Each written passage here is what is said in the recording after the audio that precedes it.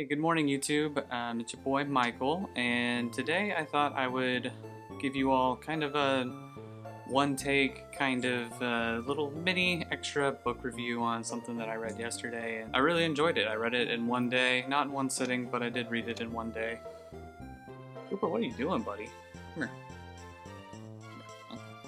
Sorry, got distracted by the dog. I've been trying to read Fourth Wing since I finished the Scythe series for my next reading review, but I could kind of just feel like a reading slump kind of settling in, and I didn't want it to take hold. Last time I went through a reading slump, I didn't read for like a month and a half. It wasn't fun. Like, I don't know, I just felt kind of guilty for not reading. So, but I had a friend, and I'll talk about him here in just a second, recommend me Convenience Store Woman by Sayaka Murata. It's really short, only 163 pages. It deals with our main character. She's in her late 30s, and her entire career basically has been working at a convenience store since literally the day that it opened.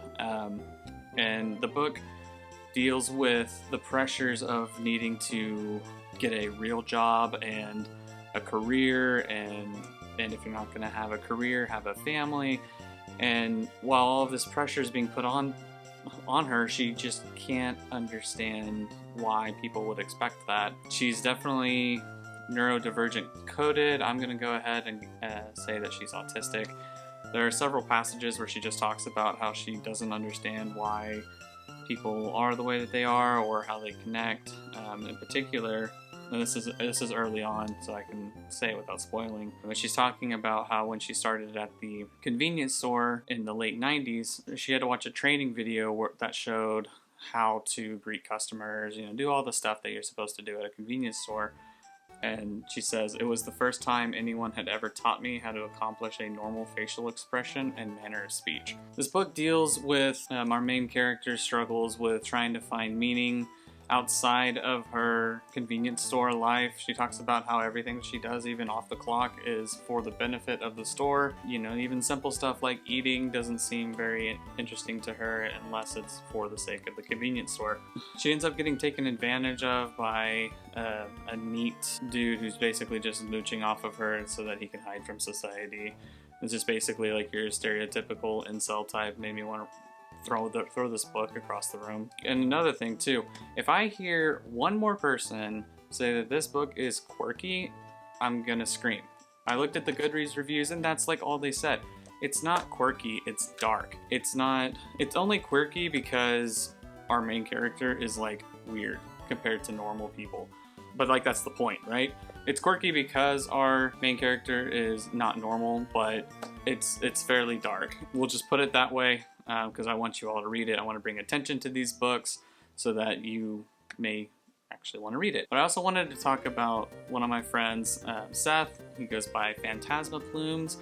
He does content creation as well, does Twitch streams, and has his own podcast called the Plumescast, available where you get your podcasts. Obviously, I'll link him down below. I was talking with him whenever I was beginning to start this YouTube channel, and I was just like playing around with the idea. I was doing some test videos, some test reviews, just trying to figure out how to do this whole thing. And I realized that I needed an external microphone. Even though I've got a DSLR from my photography days in college, I didn't have an external mic, and I want things to sound at least halfway decent while I save up for a proper vlogging camera.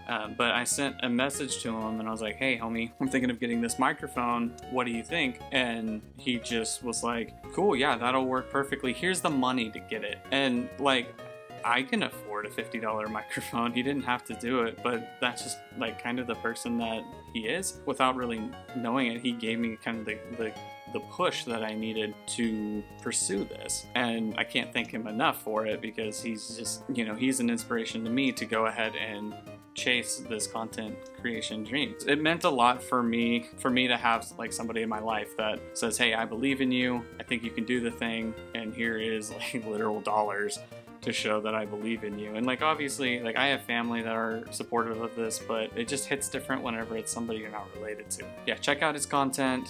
follow him on Twitch, listen to his podcast. It's really good stuff. He's really wholesome. He's got a heart of gold, and literally this channel wouldn't exist without his encouragement and his contributions. So, but yeah, back to Convenience Store Girl. It was good. The text is pretty big. There's a lot of spacing and it's a small book, and it was just exactly what I needed to kind of like break a reading slump before the reading slump took hold, and it was great, honestly. Another YouTuber that I watch a lot of is Allison Pages, and one thing that she really focuses on is celebrating mundanity.